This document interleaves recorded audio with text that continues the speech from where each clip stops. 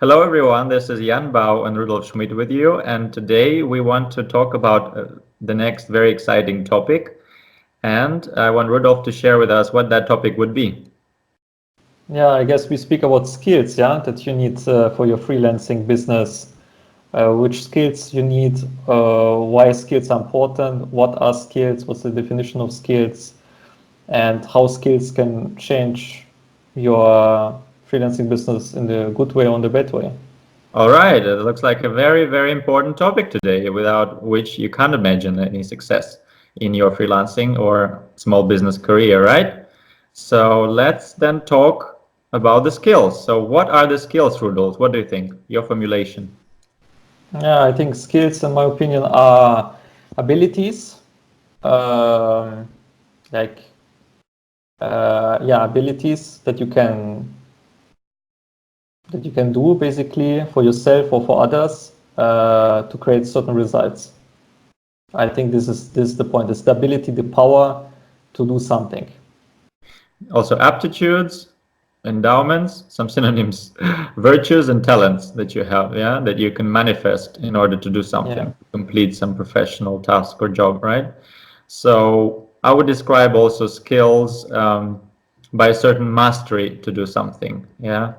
If you have a skill, then you're a kind of you have a degree of a master, yeah, or a professional person being able to do something. Okay, so how would you split all the skills? What types of categories or kinds of skills there are? which kind of categories? I would say there are like skills. You can say you're a beginner or advanced or kind of really advanced expert. But I would say, yeah, it goes a little bit more the mindset direction. But I also would say you should never stop learning, and never see yourself that you are finished the learning. You always see yourself as an eternal student. You never accomplished to mastery a skill because there's still always to master something more. And but I would say this is the stages that you have. Or what is your opinion? Have you heard of soft skills? Yeah, like Yeah, characteristic skills, like influencing skills, hard skills, like right. it's in that in our case it's has we don't use such skill, but like a military or something that is more directly So approaching something. soft sounds like software. Is it software skills? No, No, looks like no, not. So no. soft as opposed to hard skills. Yeah. So I would guess hard means professional, very clear technical skills pertaining to a Hmm. certain sphere of activity or a certain very clear, very specific machine or specific science or specific section or science. Yeah. Yeah, or job of the job. Yeah, okay. So let's talk about soft skills then. Yeah, because I've been reading recently some very interesting articles that were telling that soft skills as never before are so very precious today for the present day employers, yeah, and also clients that appreciate them a lot.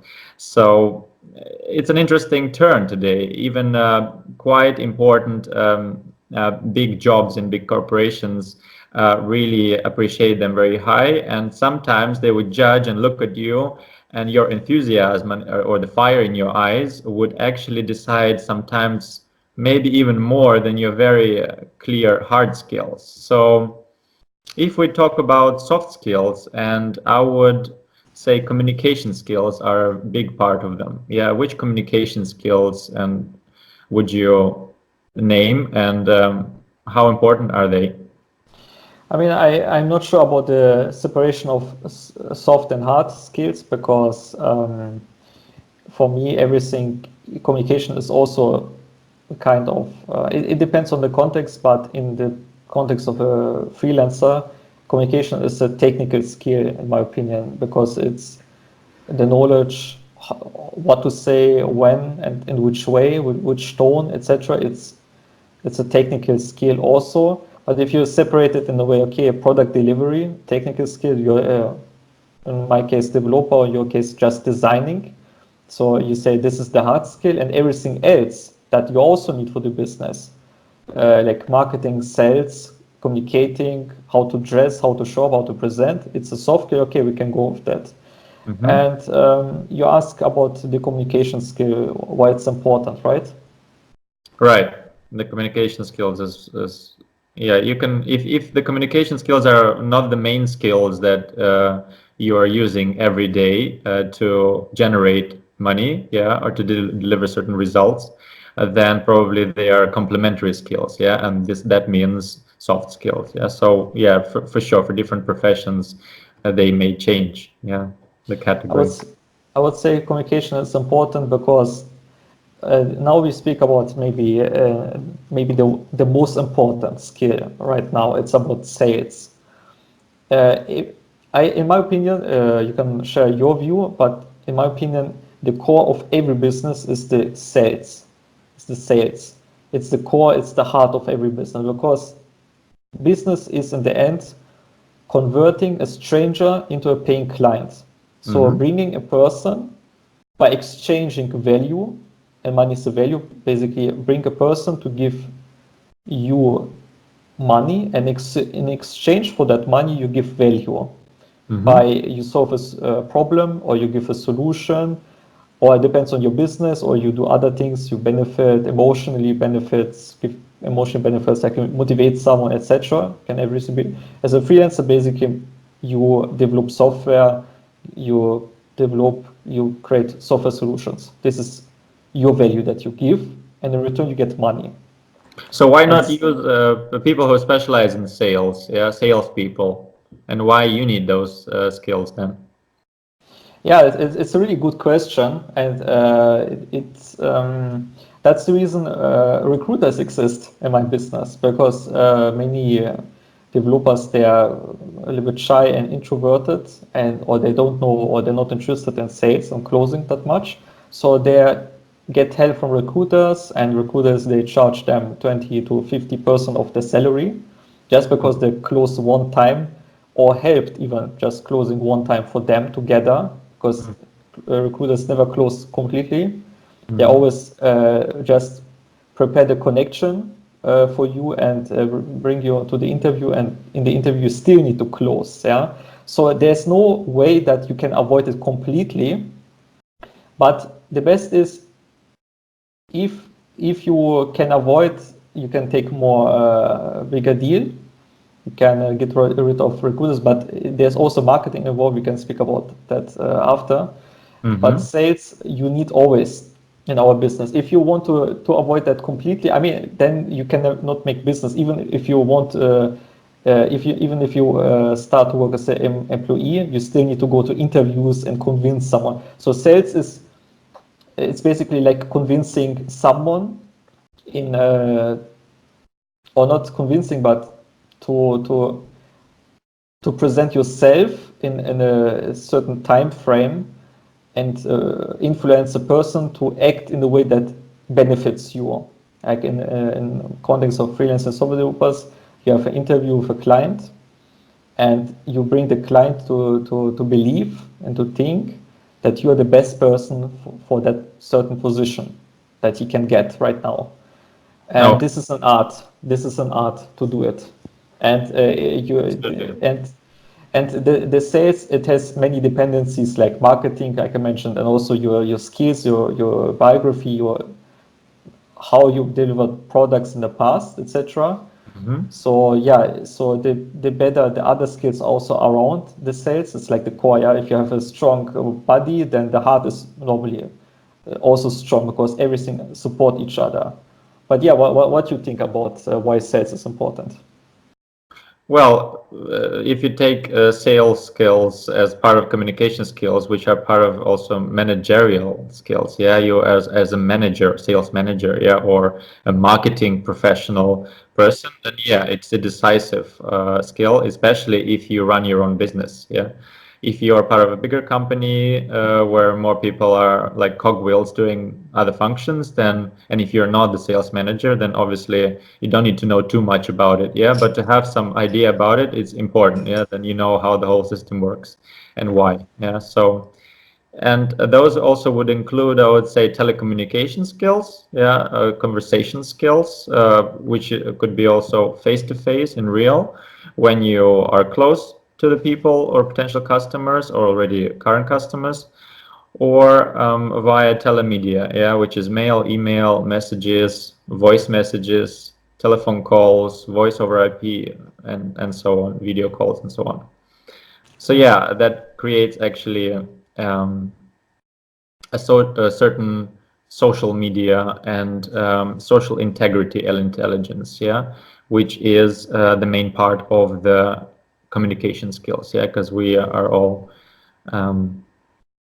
professionals living in society, and without a society, the business cannot exist. So it's an interaction with the society. And you also need to know that communication is not only for sales, but also how to you speak with colleagues, because the most software is not developed by one person, it's developed by teams. Mm-hmm. Especially if you go to premium sectors, you have always a bigger team or a small team, but it's still a team. You still need to communicate with colleagues, with people. And the challenging is also that you need to communicate with often with people who are not from your, I wanted to say industry, but not industry, from your area of expertise, manager, or they use other languages, they have other vocabularies, they have different other understanding. If they speak about an app, they don't mean application, they mean mobile apps. So you need to understand it, misconceptions sometimes, and what they really mean if they tell you something. So it's an art. Finding a common language between different types of people. Understanding other words, not just the word of software development. That's very well answered, because that pertains also to intelligence of finding, how to say, being flexible, which is part of that communication skill. And I would say it's very important to mention here the emotional integrity, because you can react or misreact to certain people's way of expressing some idea or something, because they may be gesticulating or showing the face expression that you don't quite like. And so I would say emotional integrity and intelligence is also very important here as a part of the communication skills, right? What is emotional integrity and intelligence? How would you define that, and why is it important? Emotional integrity, I would say it's to read emotions. I would say this is my first impression or understanding of that. So this is what I try to explain. A manager can tell you something, but in reality he means something different, or he explained it with wrong words because he tried to use technical terms, but in the wrong context, or wrong definitions. Mm-hmm. And you need to figure out what is the really meaning behind that. So, and also, of course, if you work with humans, you always need to be able to read between the lines and not just the hardcore definitions like a machine. This makes the human. This is where the humans stand out. And there's always in every process of software development there will always be a human involved, and human feelings, emotions, and all these things that you cannot replace. So this I would say is the definition, and also why it's important for our work. Exactly. Emotions is exactly what the machines don't have, and we're not quite in that time where the machines dominate our society. So there are maybe advantages and disadvantages of emotions, but a lot of people can't get rid of emotions, because emotions by their nature are part of our reactions or involuntary reactions to what happens around us. So whatever it is, either we laugh or we cry or we upset, that just comes as a reaction that nobody can really control. What you actually control is the mood that you create after you get certain emotions. So the emotional intelligence would maybe be the ability to control your emotions and not let the wrong or the bad things kind of put you down. So that you would be emotionally intelligent person, or your integrity that you have would actually make you skilled. Yeah, because in tough situations when deadlines are coming or lack of certain things, resources of people, or lack of a lot of actions that is needed, that, yeah, all that can create tension and can, yeah, create a lot of problems, and the emotions that would kick in, that can actually make the whole tower just break down. Yeah, so the emotions last up to 15 minutes. Yeah, and what actually comes after that is the mood. So the thing is that rationally you can control the mood because you set it yourself, but the emotions, yeah, they come and go. So even the strongest emotions don't last longer than 15 minutes. Yeah, that's what the psychologists and psychiatrists say. So consciously by our brain, yeah, we cannot control the emotions, but our moods we can. So if we talk about negative emotions that occur in stressful, unclear, ambiguous, new, unpredicted situations with high pressure, as I mentioned, then yeah, we have to just have that intelligence to cope with that, yeah, and deliver the results somehow. And I want to add two important aspects in that context. You mentioned that emotions can be affected, all the things, yeah, by not real, yeah, situation, for not real reason or good rational reason. And for that, I would always suggest also it's important not just for yourself but also for your work. Try to rely on metrics, Right. because at least for me, and I think for also many people, the most people, uh, sometimes it's hard to see the results. You work all the day, you try to progress, but then at the end of the day you feel okay, you haven't achieved that much because the results are not there yet.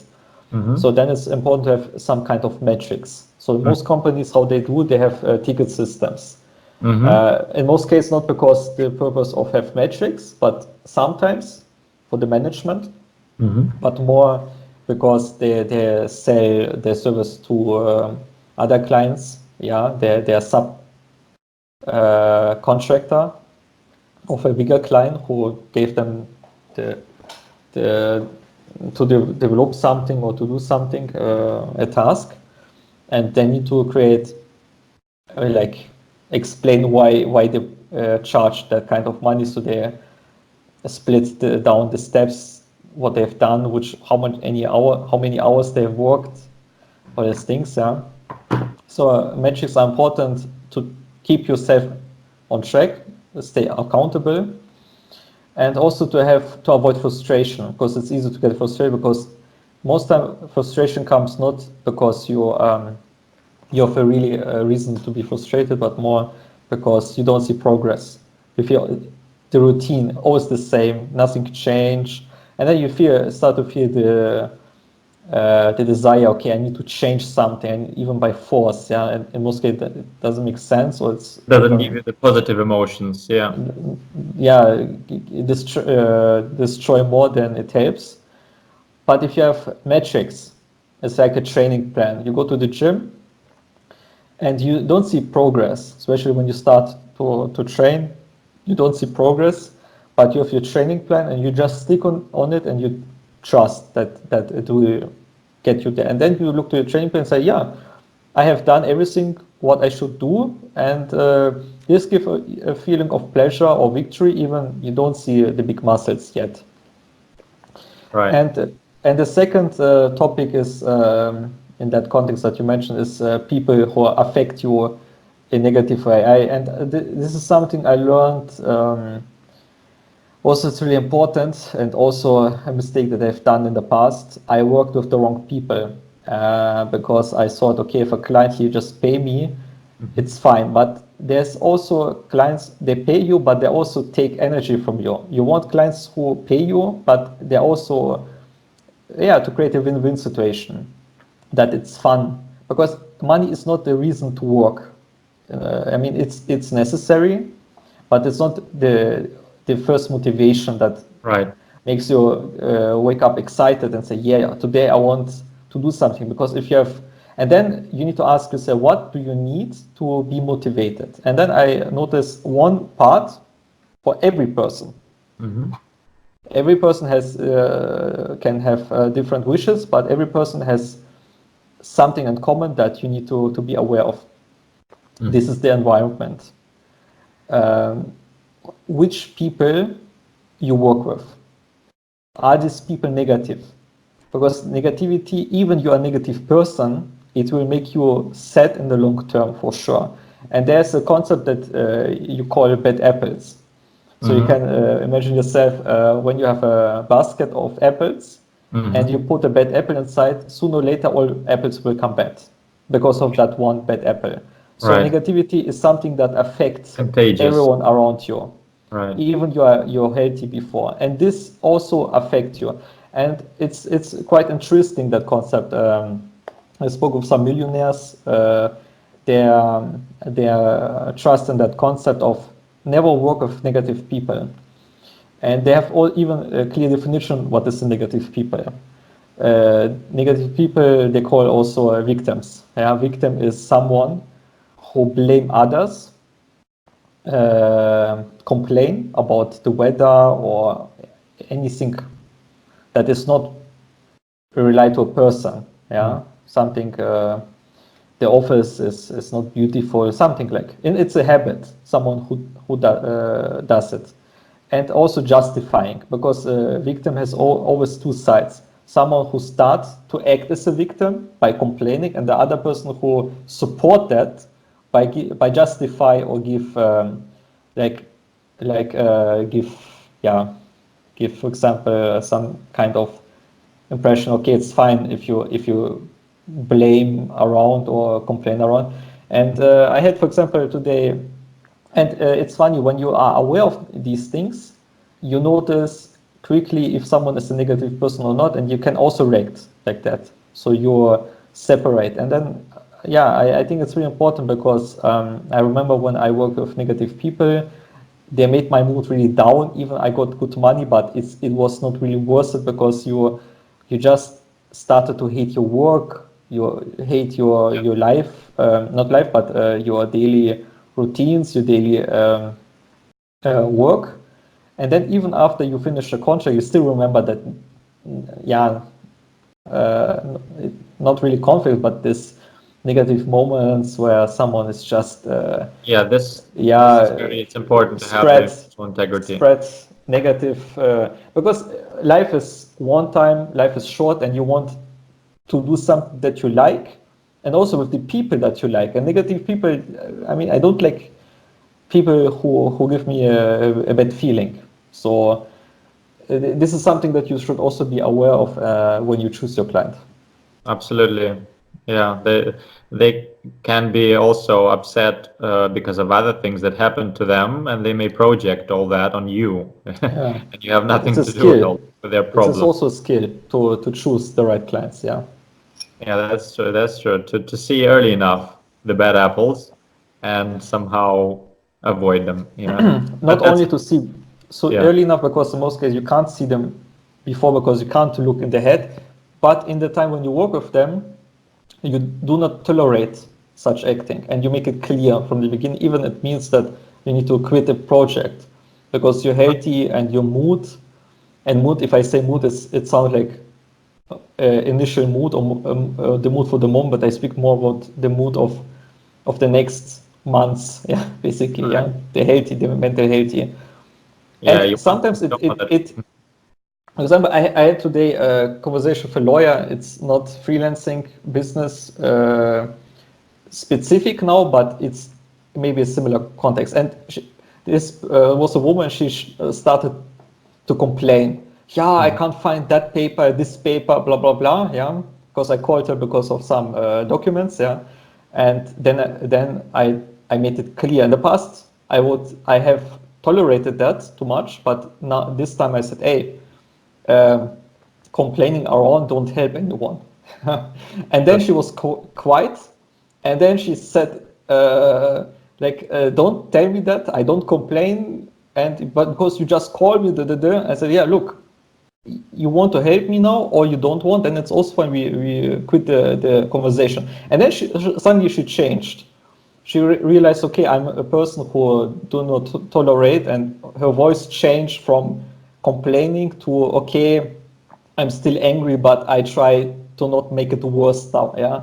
So Right. it's important to show such borders to your clients also, that you and like there's one mentor who have that saying, just because a client pay you some bucks, you are not his bitch.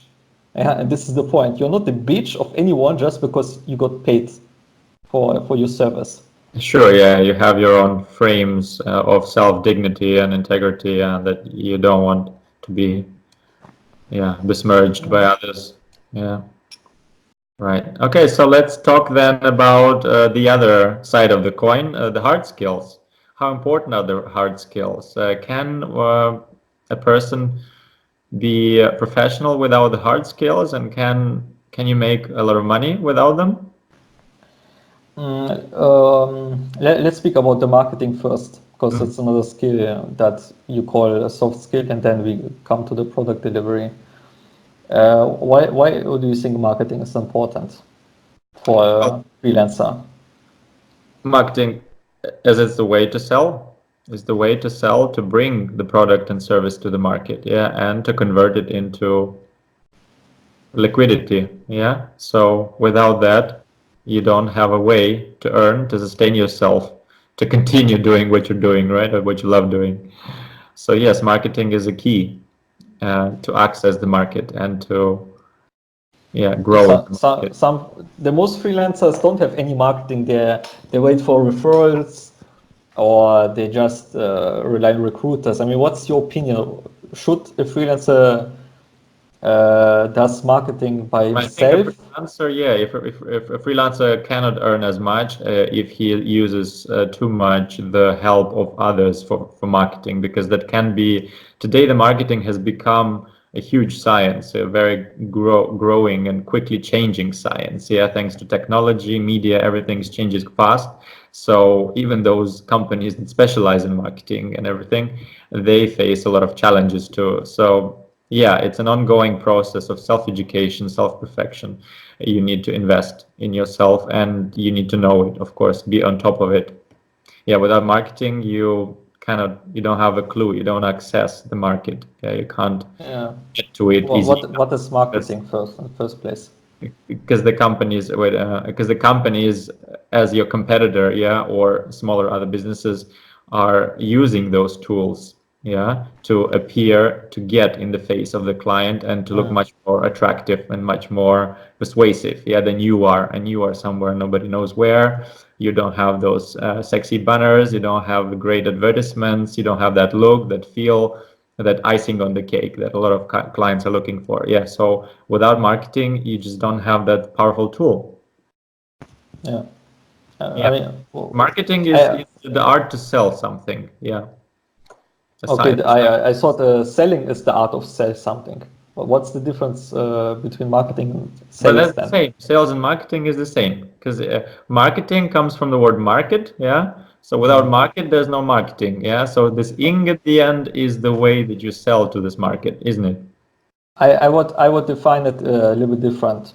Well, of course, it includes promotion too, yeah, because as a promotion is the way you sell it, yeah, because without promotion and bringing all that into the market, you can't sell it. So sale, if you define a sale just that closing, yeah, when you already cash in, you get the transfer, you get the money, then it's the end part of the marketing, let's say. But the marketing itself is bringing it, it's the communication, yeah, you bring via communication the service and product to the market. Yeah, no?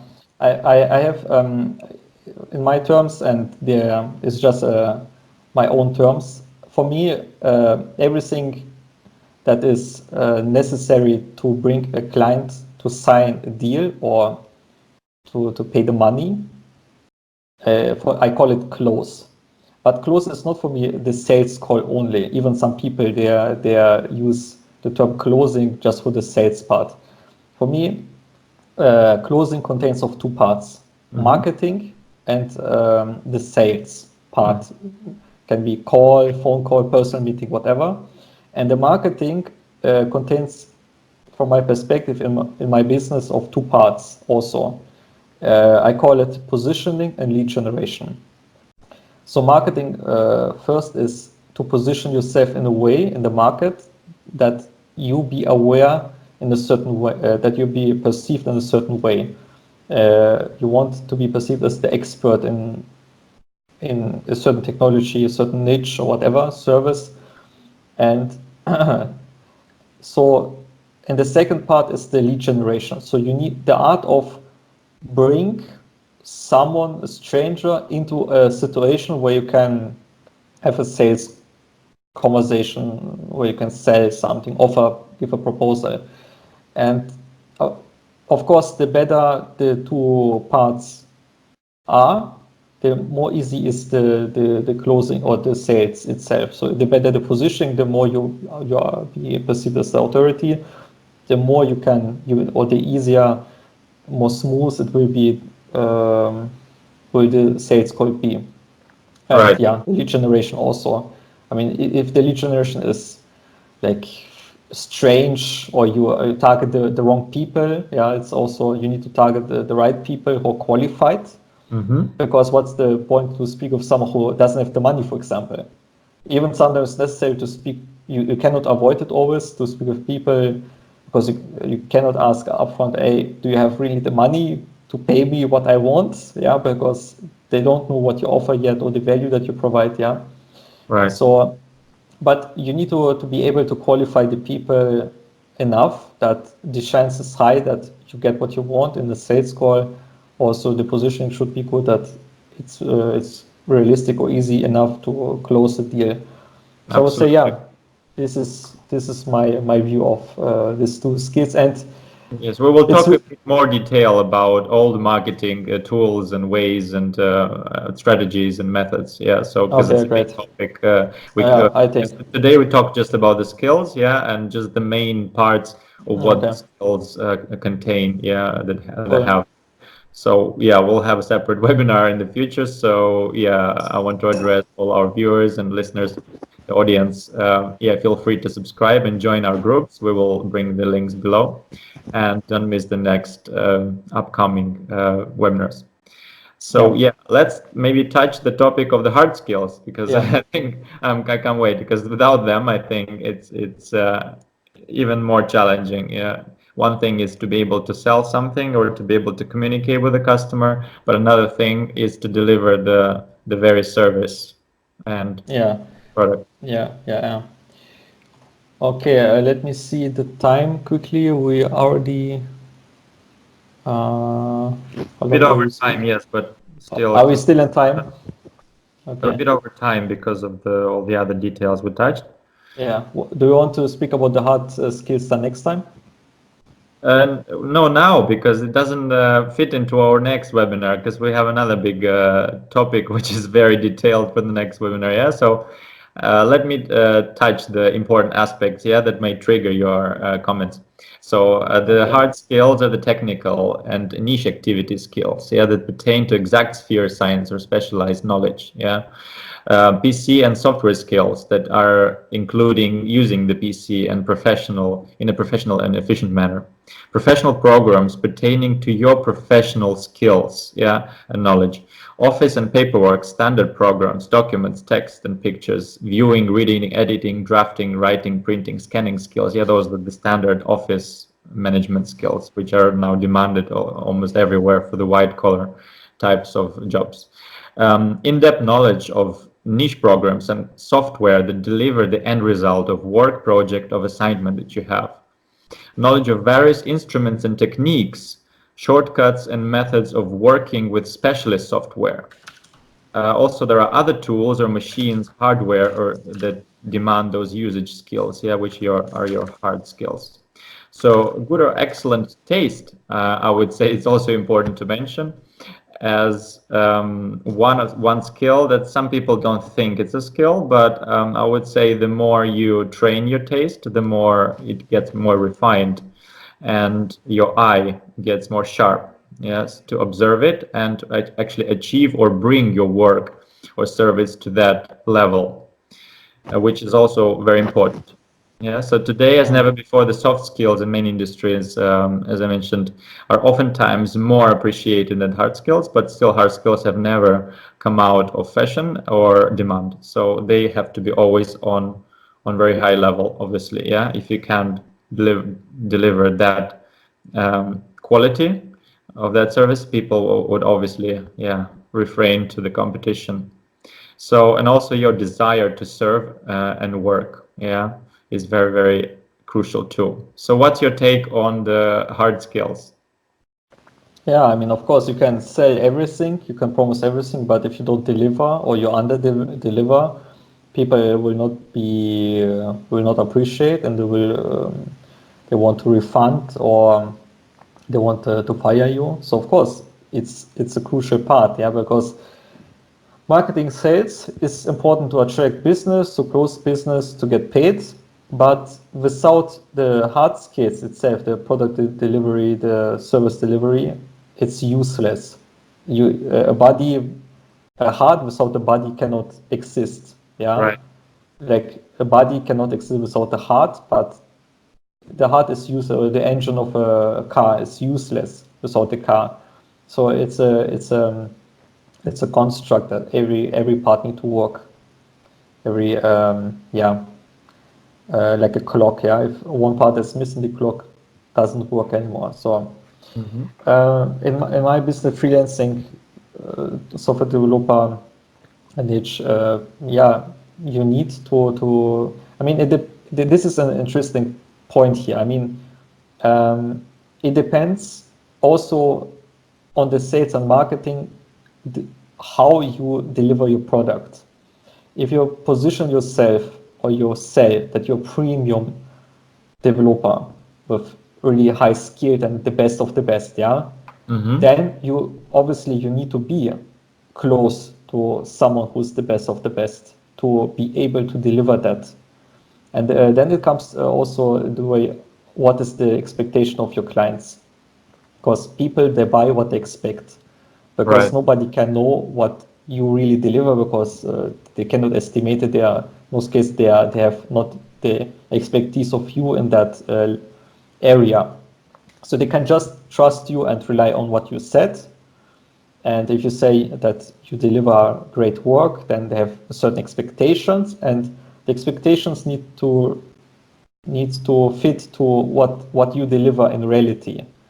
And sometimes it's even not your fault if you work with, I call them difficult clients, clients without experience, who expect too much. They expect the next Facebook, but they just pay $5,000 for that. But they want a Facebook of all features, yeah, not realistic.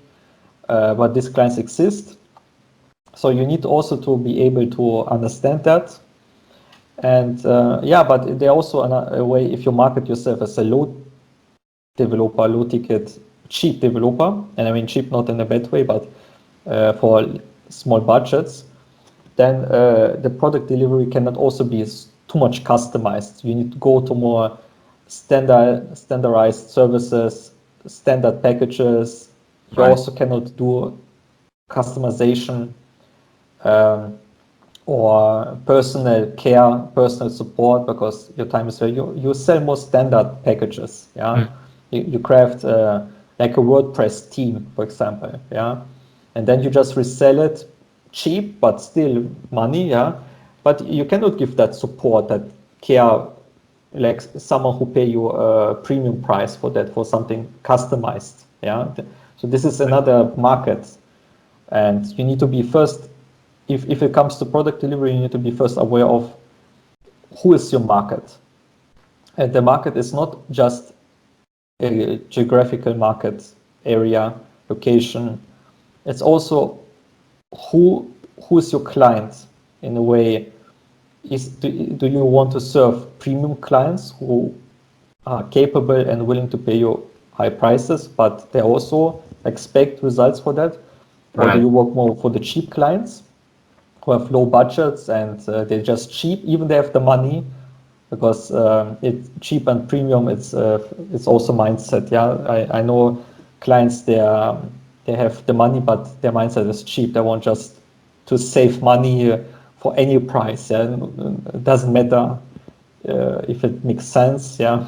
Right, but And we'll then, touch this in more detail because that's already strategy and okay. how you assess the market, yeah, which Yeah. client and which niche or whatever, which Yeah. type of customer you should. Okay, so let's talk about this a bit later. Yeah, I wanted also to mention the same way, just as technology evolves all the time, there's a challenge here too for all the people who are heavily dependent on technical skills because they've learned one type of software or whatever they've learned at the college or university academy, and then in 10-20 years everything has changed. Yeah, so the companies have to adjust, also developers have to constantly learn new things, new frameworks and so on, which is a huge challenge to them too. So in other words, the faster the pace of change, the more they have to forget quickly the things they were doing 5-10 years ago, although certain ways and principles stay and go on. So they have to constantly update and learn new things and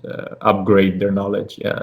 The same thing pertains also to marketing and communication skills too. Yeah. So as technology changes our communication, how we communicate with our clients, how they prefer to be contacted, how they prefer to get information from us, yeah, that pretty much changes the everyday operations we do. Yeah, so what do you think, how do you feel as a software developer about that when new fancier programs, frameworks appear and your clients come to you and say, hey, yeah, I want in that newest thing, can you do that? And you're like, yeah, I don't do that in this new language, I've been doing it in that language all these years. Yeah, how do you how do you cope with those challenges? I mean, that's the reason I'm a freelancer and not an employee.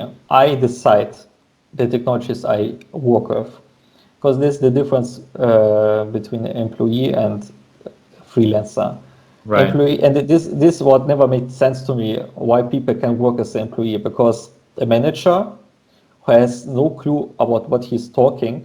I mean, maybe I worked in not the great companies, even I worked at Volkswagen, it was like that, yeah. So there's a manager who never developed any software in his life, but he come to me and tell me which tools, which technologies I have to use because he think it's the best. And then I need to learn that crap, yeah. And if it doesn't work, then of course it's my fault, yeah. I had never the problem that it's my fault, but I heard stories, yeah. So it doesn't make sense. If it's your fault, then you need to decide Right. the steps or the necessary things that involved in that, yeah. So basically, I don't care about that at all. What the client tell me, yeah?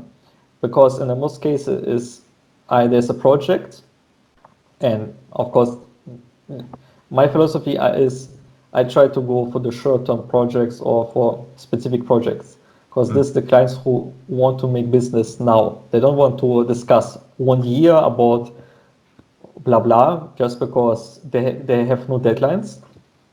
But freelancing, and this is also where you make the most money, is something urgent. They cannot do something until a certain date, so they hire a freelancer who can support, who add help, yeah, or they don't know a certain technology, or they need additional knowledge or whatever, so they hire a freelancer for that. So before you go into any cycle, any constellation, you know exactly, okay, this is the technology, is this the problem, etc. And then before that happens, you of course decide if you want to take that burden and provide solutions. So of course I also choose, or you should, in general, I recommend to choose the project that benefits your profile, because you are like an actor. The next salary is estimated on the last project that you have done. If the last project was with a bad technology, old, GWT, yeah, old framework that nobody used anymore. Yeah, but last time I got a request from a recruiter who asked me, can you develop it, because there's one company who used it, and I said, hey, I never heard anyone who had really professional experience, but I did something in my university time that is 10 years ago, and then she told me, yeah, it's too long ago, too many years ago. And I said, yeah, sorry, you will never find anyone who used that framework at all. Yeah, so better than nothing, I would say. Yeah, so but Yeah. yeah, these things happen. So I don't think it's really important. But if someone come and tell me, okay, we need to change the technology or the framework, I mean, it depends. If you want, if you see the benefit, but of course you can give recommendations. But this never happened to me before because I try also to go to the project that are a little bit clear defined. This is for me the advantage to be a freelancer and not an employee, because I had as an employee, you have sometimes time where you don't have projects or things are not clear and you just sit and don't know what you do. And yeah, it would be great if you could take vacation, but they still expect you to come into the office, sit in the office and just bread and look to the screen, and you don't know what to do. So Right. yeah, I prefer to be a freelancer in this case. So this is the benefit. Right. But as the market evolves, we're all under the same pressure to use the latest and best tools available, so Yeah. those could enhance and make our work and service delivery better and the result better. Yeah. So if whatever tool you are great at is not anymore as powerful or as good, and there are no plugins and things that can enhance its functionality and effect the power that it does, then obviously you need to be able to invest time and your yeah your resources into learning this new tool, so that that tool would help you deliver the results you need to deliver, right? Yeah, I mean, this is the challenging part. And the trend, it goes, of course, in the past, you was just a developer, programmer. If you know C, C++, you are already, that's it. Yeah, you know everything. But today, it's so specialized that it's not realistic anymore just to be a developer. You have many kind of Mm-hmm. niches, Mm-hmm. your specializations. Even a designer, some companies, they expect that you're not just a graphic designer, but also front-end developer at the same time. You know how to implement HTML and CSS. So yeah, but in my area, when I started, it was just a web developer. Now it's more a separation between backend and frontend, because like for the front end, more and more frameworks come out. For the backend, the same. So it's hard to keep everything updated, and you practice everything. And then if you even need to know how to do sales and marketing, you're just overwhelmed. You cannot do that. You cannot. So yeah, I would say I recommend to go for specialization, specialize yourself either to front end or back end, even more to certain frameworks. It's also a marketing that we can speak later. It's a marketing tool, yeah, for Right. positioning, that you position yourself in a certain way. Mm-hmm. But yeah, I mean, what can I say? This is the challenge. If you are not willing to learn new things, then obviously you're a wrong place to be a software developer. Okay, so we have touched the main skills today. Yeah, good. I'm really happy we found some interesting golden nuggets. We revealed some of them to summarize, to use as bullet points. I hope it Yeah. was useful for anyone. And that was Rudolf Schmidt and Jan Bau with you. Yeah, feel free to comment, like, follow us, and we're waiting also for you to join our groups. For the software developers, please join Rudolf's group. For the designers, please join my group. The links will be below the video and the post, so feel free. Yeah, so tune in and stay with us. Thank you.